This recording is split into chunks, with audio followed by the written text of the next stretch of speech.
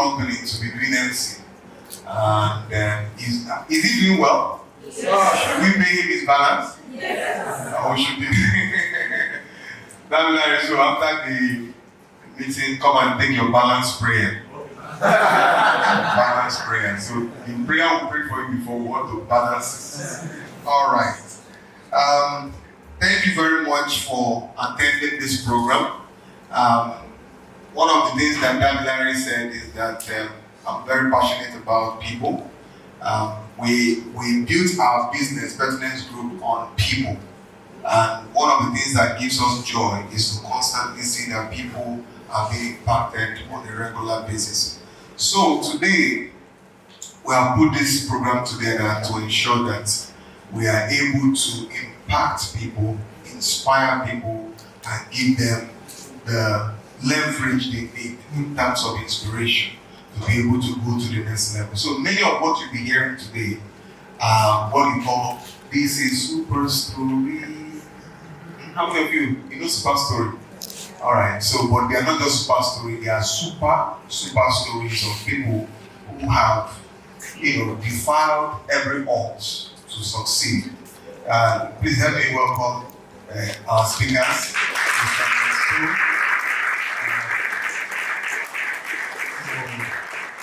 I won't be doing the introduction. I think Larry will do a very good job in doing that. He does better than me when it comes to MC. My time has not started because they have not given me a go ahead. So when my time starts, I will let you know. So there's something that Larry has done. He has given you too much to expect. And I'm trying to see how I can get into that place where that Larry has put me. He said everything I say is wisdom. So in a way to encourage me, whether it's wisdom or not, just act as if it's wisdom. You get what I'm saying? So yeah, that's it. Can we practice it? So when you're talking about, so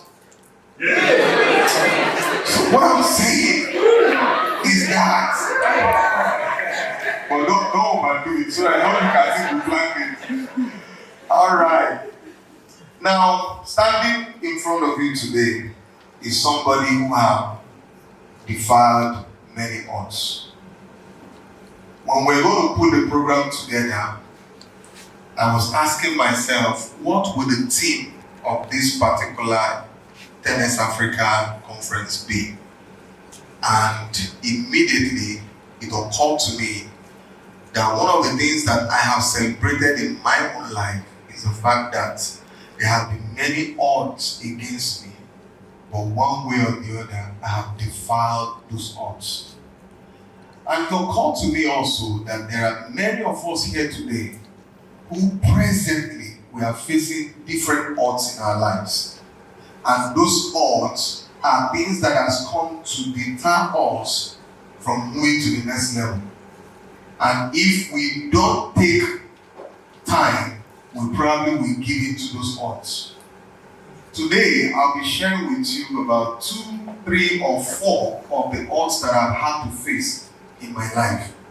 And what I want you to do is to compare your own odds with mine. If my odds are bigger than yours, then you don't have an excuse. If your own odds are bigger than mine, please see me after the event. I want to learn from you. Alright? So, I started out as a young boy, born into a very poor family. Number 1 odds. Everybody in life started somewhere. But where you started determines some cases how fast you get to the destination. I may want to do an experiment. Can I have a young lady and a young guy come? A young lady, a young guy come. You never can tell, I can give you something, you never can tell. Young lady, young guy. Yeah, young lady, young guy. You're very tall, and the camp makes you taller. Alright, thank you very much. You're welcome. So we're going to run a race. We're going to run a race. Because of the camera, I want to position you where the camera will capture you. So we're running what we call an equal race. What do I call it? Equal race. But look at what I'm going to do.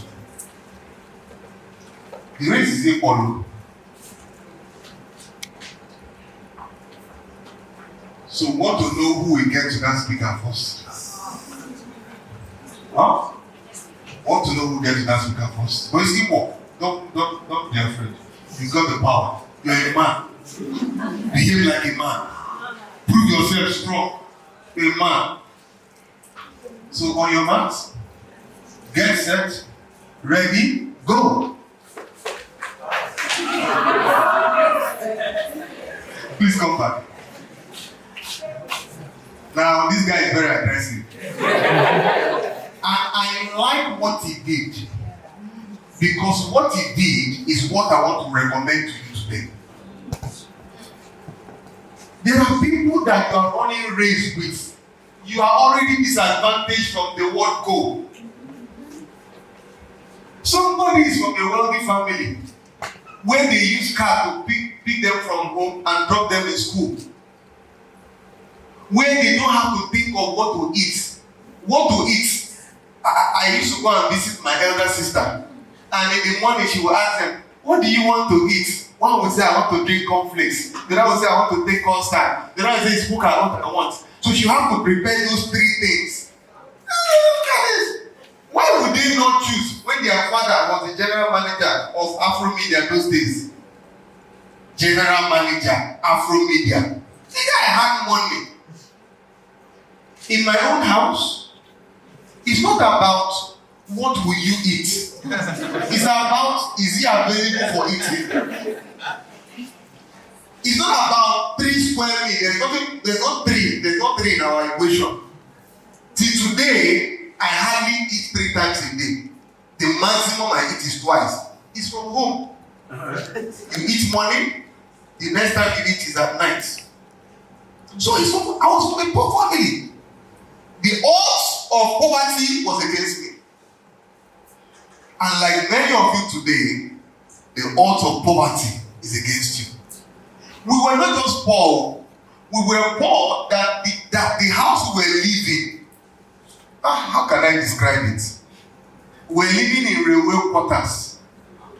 Railway quarters. So it means the house they gave us, they even gave it to us because my parents there were working in railway and they gave us the place to stay. Our toilets was a very wonderful toilet. Those kind of toilets that you need to come out of, you know when they say come out of your enclosed places and be reunited with lights. In the night you mustn't be pressed. Why? Because for you to go to toilet, you need to come out. How many of you used to come out and go to toilet? Not many of you. So the odds of poverty was against us. The people I'm looking at here does not look like any odds of poverty is against them. So put your hands together for them as they go back. So when these kind of odds are against you, what do you do? One of the things you must do is to become aggressive. The guy noticed that I put him here and the other person already have an advantage. And he said to himself, if I don't put extra mind effort, this girl will beat me to it. How do you know he got there before her? Yes. Because the girl felt she had an advantage, so she was walking. She was camp walking. And somebody who needed it. What I'm saying to you is that even if the odds of poverty is against you, you can still succeed if you can give it the required aggression. You can still succeed if you can give it the required commitment. When they open office by 8, you come by 6:30. When they say, let's take 10 miles, you take 15 miles. When people walk by and they close by 5, you close by 9. We were there in Privated Plaza, not too far from here. Very small place. It's not bigger than this space where I am. But we'll be the first people to resume work and the last people to close. Because us were against us. When we go to that plaza, people were literally pitying us that, these guys are just, they are trying. God will help them. And truly, God helped us. But God will not help a lazy person. God will not help somebody who does not understand commitment, who is not giving into extra mile effort. So those odds were against us, but we didn't allow those odds to bring us down. So the odds of poverty. Poor family. Poor family. You know this kind of family where you say the poor was calling us poor. You know, when the poor person look at you and say, those poor people. And it was so bad, we didn't have TV in the house. The first thing we now got was all this black and white TV. And I remember that I became a technician very early in life. Because the black and white TV wouldn't come up. The antenna wouldn't, behave themselves. How many of you twisted antenna? Not many of you. Some of you, few of you. We were master twisters. When it comes to twisting antenna, we know how to twist it very well. You don't show. Everything. You don't show. You don't show. Oh, you don't put that there. Okay, tell me that. You don't show. No, go on. You don't show. We can be here for hours twisting antenna. I remember one time I went to one of my neighbors, not our neighbor, they live around our environment. So I went to their house and we were supposed to watch TV. So while we were watching the movie, he just had the horn of his father and drove all of us outside. So when the father saw us and felt that this guy still want to watch the TV, he said, okay, allow them, let them watch from the window. That was how bad it was. And we now think, thank you, sir. Thank you, sir. I was staying by the window and we're watching it. How many of you remember those movies of those days? Snake in the Monkey. Who want to miss Jackie? Or the Indian ones?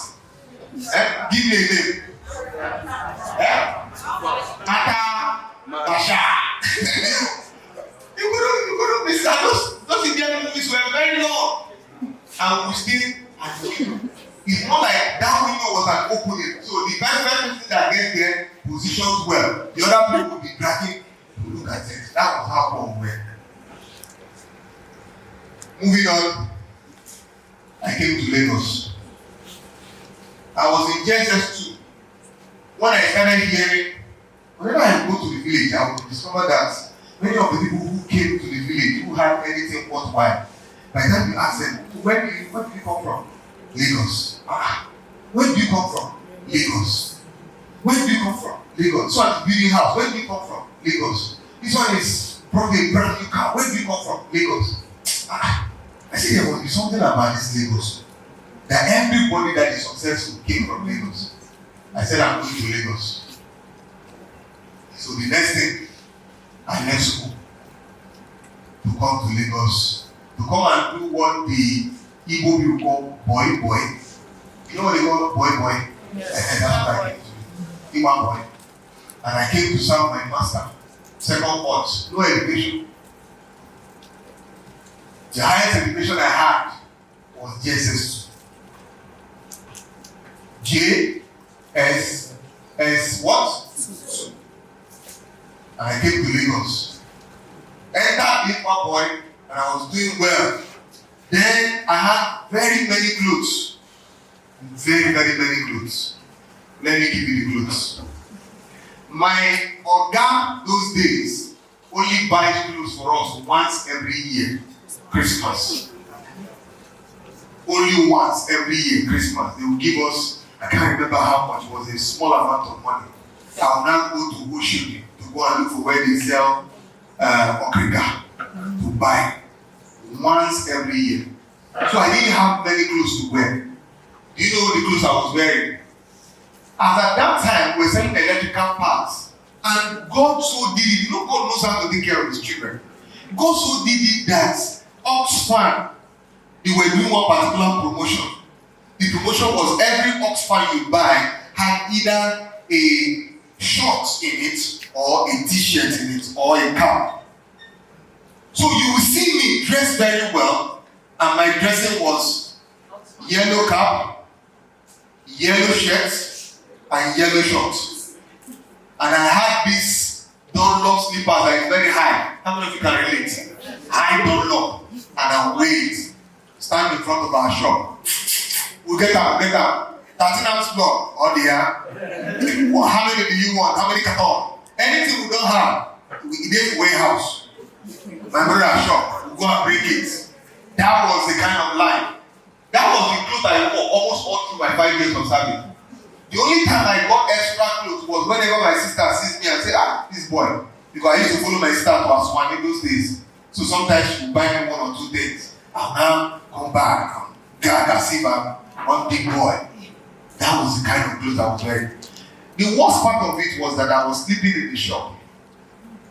The shop is a very small shop, had only one window and one door.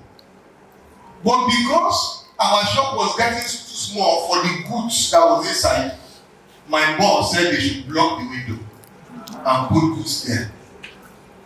So the shop had no windows. So I was sleeping. So the way I sleep is, I don't know if I have like something to fan myself. I'll hold this hand fan and be fanning myself. I will sleep off. When the heat becomes too much, I wake up and start fanning myself. Sleep off. That's what I did for 5 years. Odds. That's enough to give up. The only air that we get to have is the air that comes from under the door. But because the air and rats used to come together, we still block the door. It was that bad. I had rashes all over my body because of heat. And we couldn't even go and eat ourselves in the night because our shop was at the very express like this. You can't open the door in the night. So do you know how we used to eat ourselves? You must not be pressed of nature. Minor, we had a bowl inside the same shop that we used to do minor and leave it there in the morning. The first thing I threw away is that thing. That story, sometimes when I think of it, I cry. Some of you are already getting emotional for me. Hey, but that was what I suffered as a 14-year-old boy for 5 years. When I saw that this was getting very bad, I decided I wanted to go to school. When I told my elder sister then that I wanted to go to school, she felt, why do you want to go to school now? You have started this thing, you left school to come and do this, why do you now want to go to school now? Just hear it. You are supposed to do 7 years. In a few years' time, they will settle you. It's okay, no problem. They will settle me, so I will now have my own money. I will now come out of all this nonsense.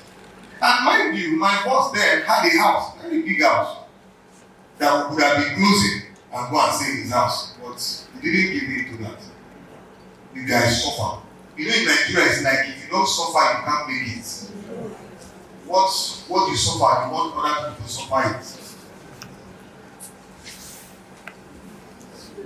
Eventually, and this person I'm talking about is my in-law. Got married to my elder sister. And why there was a little array of hope was because my elder sister was still alive. But in the course of the service, at the 4th year, my elder sister died. She was poisoned by someone, and she was 9 months pregnant. She died, and the baby died. Before they could get to the hospital, there was nothing to do about it. My elder sister was more like the light of the family. She was the only economically empowered person. My mom was asking God, why did you take her? You should have taken me.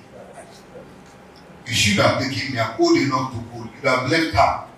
Because my mom didn't feel that there was hope after that, my elder sister. So right there and then I said, okay, this school that I want to go before is now home. Then went to the village to go and bury her. By the time we got to the village, after the burial, I told them I'm not going back.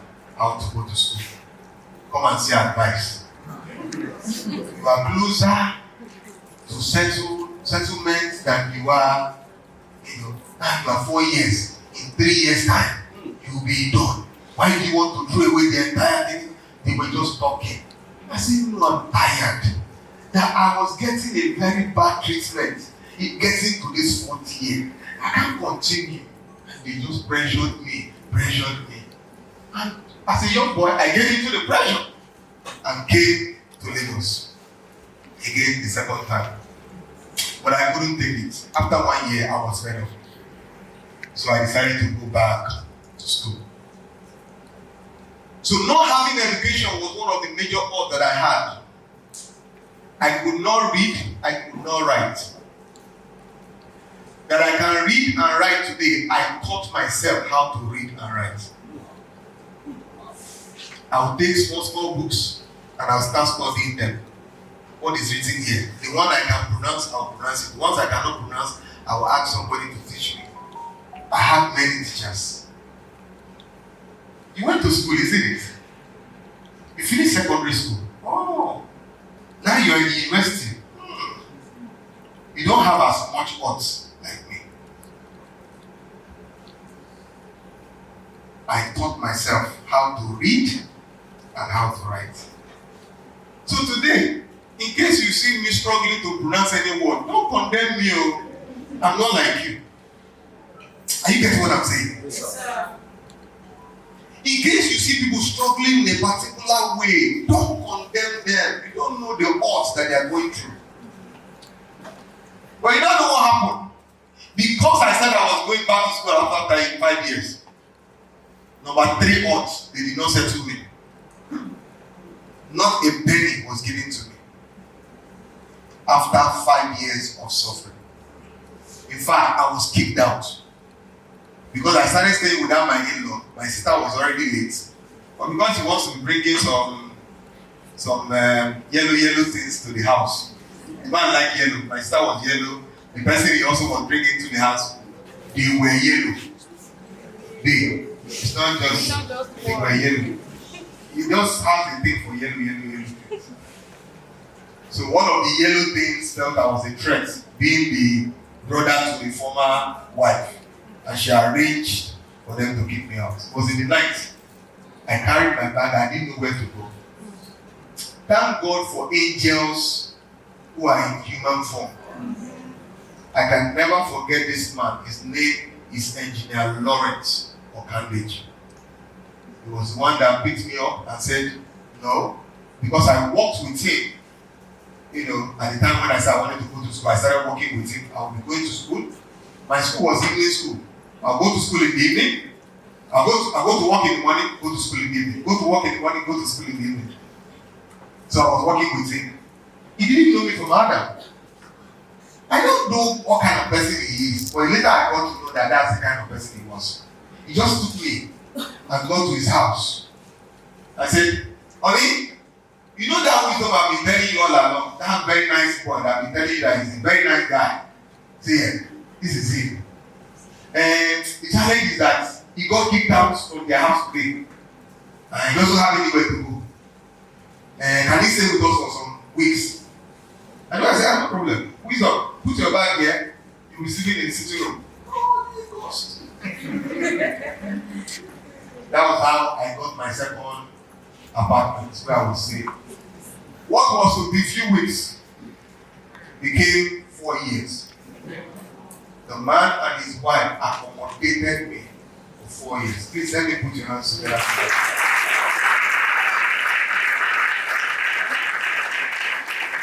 The most painful part of that story is that now that I'm able to reward the man, he has gone to be with the Lord. I tried a few things with the family, and I'm still very open to whatever I can do. But I'm just saying that there were odds against me. Fast forward, we started business. The number 4 odds. No capital to start any business. We started from ground zero, -0. When we started, we partnered with a particular business, and that business was owing 500,000 to the bank. The 500,000 has become over 1 billion because of lack of payments. And that was when we started business. Odds. Minus 0. But we kept pushing. We kept advancing. We kept dreaming. We kept picturing the future. We kept saying it. I remember many of those days. I would go and meet my sister. You know, my sister was my elder sister, the other elder sister, not the late one. She was my, would I call her my babe? We interacted very well. Once in a while, I can say, do you know that I'm the financial definition of our family?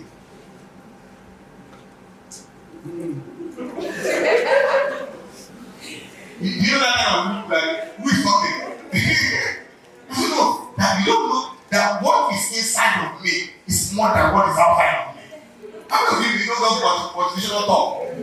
What is in the engine of my inside is greater than what you can think. In fact, we had some argument one time. I told them, what is happening to happen? One day, I will sponsor your children to school. My Igbo name is Aham Ifula. To call me short, to call me Aham. Say Aham. Something is wrong with you. I told her, I said, one of these days, your children will be getting married and I will sponsor it. My mom was not shocked. If you don't have money and you don't have mouth, something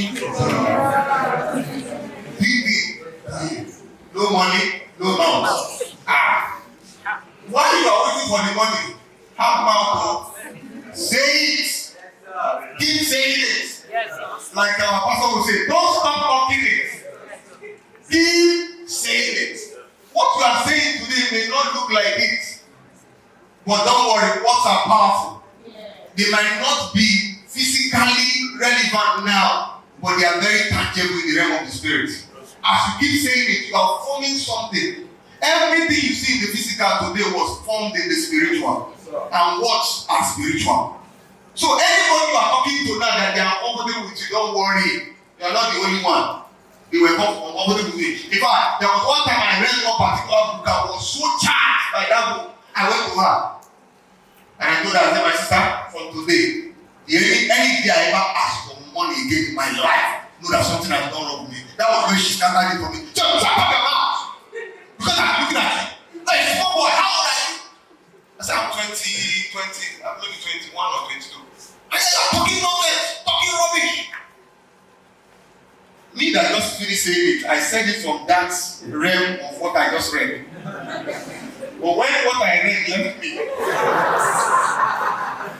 and I needed to go to work, and there was no money in my pocket, I couldn't go back to what I have said. So I was just thinking, dining and departing my leg. Good sister, she will just go to the station and leave money. Thank you, God. I'll go and see I don't see the money. I'll take it. But you know something, I never asked her anything. I will rather trek to the place of work than ask her. I will enter bus. Because some of you think that what is holding you down? What have you not succeeded? Is it not my uncle? Is it not my auntie? Is it not this? Is it not that? All the excuses you have. Look at it now. It's just dismantling your excuses. I want to enter bus. I first of all call the conductor. My brother, look at you, my brothers. And once you are calling conductor, are you trying to negotiate the fare? In most cases, they will think you want to ask for direction. So the guy will listen to me and say, actually, it's not in my character. When the big guy is speaking English, it's not in my character to beg. Actually, I'm short of cash. You're short of cash. Track now. To be sincere, in most cases, I get free ride. Just by explaining to conductor I don't have money. You will not say, no, don't worry. I will load the vehicle. You see that other small seat there? You will sit with me there. In some cases, I used to stand. You know the way conductor will stand? I stood like that before.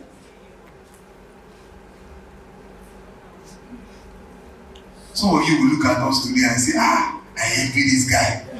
Don't envy my glory. when you don't know my story. My story is the reason why I'm this strong. Sometimes we have challenges in the organization and they bring it and I'll just laugh over it. And some of you will be like, okay, this is you are laughing over it, it's a serious matter. I said, you don't know where I'm coming from? I'm coming from the pit, the deep. So what you're talking about doesn't scare me. But to wrap this up, here am I today, co-founder, pertinent group of companies. With almost 10 companies together. And these companies are no small companies. That Larry that spoke to you today, he and Jeffrey founded a board. But that board was founded in our boardroom there. Maybe that's why it's called our board. Because it was founded in the boardroom. I told them, 2 of you want to come together? Why not? We'll support you. Yeah, multi-millionaires today. I have left the realm of raising millionaires. I'm now raising billionaires. And you can't be raising billionaires if you're not one. But don't forget my odds. What am I saying in essence? In spite of your odds, you can make it. You don't have an excuse to fail in life. Everything that you call an excuse, the story I told you is less than 5%. There were more odds than this. Was it odds in business that we have experienced? Have you ever owed 30 billion before? You are in debt of over 30 billion. Have you ever? How many of you here? You have been in debt of over 30 billion. You don't have an out. Your father did not respond to your academic demands. That's why you are here. Some of us didn't even have father. We started without father. I started without father. There was no father. There was only a mother. And my mom played the role of both father and mother. God bless her soul. She was strong. Today, I don't only have companies in Nigeria, I have companies in major countries of the world doing very well. I have a real estate company, I have a technology company, I have a fintech company, I even have a bank. Clap very well. At least when you are coming in, you saw the bank. But that was in spite of all the odds. So if today you came in here and you have an excuse why you should not succeed, I want to believe I've been able to take it away from you. To say you don't have an excuse. Some of you may say, you are a guy, you are a man, you are a lead that thing. Me, I'm a girl. You know, the way you look at me now, it's like that was what you were thinking of. But I'm taking it away from you. I've seen people who were, today you are going to see a lady who, in spite of all odds, she defied all odds. And she's here today to talk to us. Blessing, I don't know whether I should say it. Should I say it? Alright? I own a foundation. And at a particular time, we supported what she was doing. But today, I'm proud of your blessings.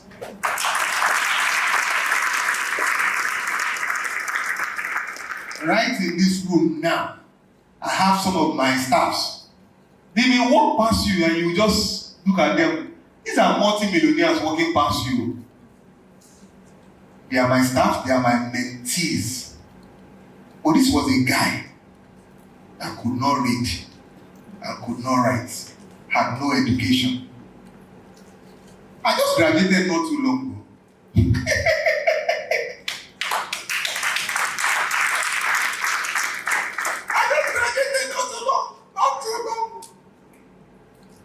And all this graduation is what we call adult education. By force, by fire. we went to the school. And I told them that I'm going to get my PhD, not for anything, just to prove that people like us can get PhD. They have offered me a lot of doctorate degree. I said, I don't want. I want to do the PhD and get it. And I'm on the way. And I will get it. When I get it, I'll come and announce it. If you are like me, you don't have an excuse. If you are not like me, you are even better than me. You are like that girl here. But please, don't go and feel relaxed. Even with being here, become very aggressive.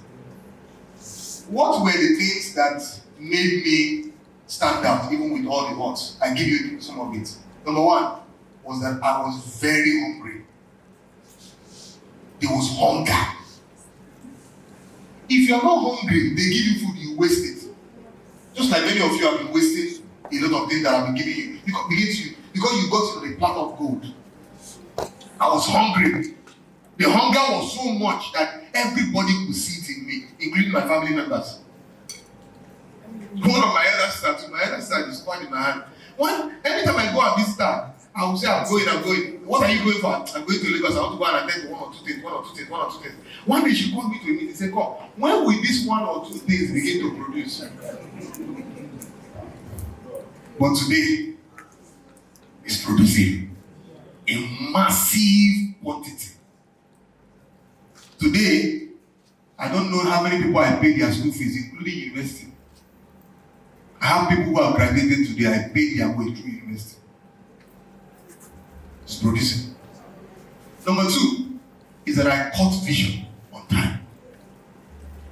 I caught vision. I was talking to one of my niece, and I was talking to him about having a vision. Especially when you have it on time. I had a vision as a teenager. I didn't wait until when I was 20, 21, 22. I had a vision from when I was maybe 15, 16. I already had that vision. Number 4, I was die-hard, dedicated and committed to the things I was doing. I was giving it 110% commitment. Do more than everybody.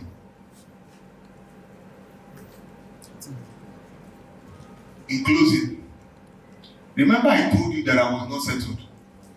Alright? There were some of the people who I served with that were more like my organs in the business, that were settled. Today, there is none of them that can match my achievements.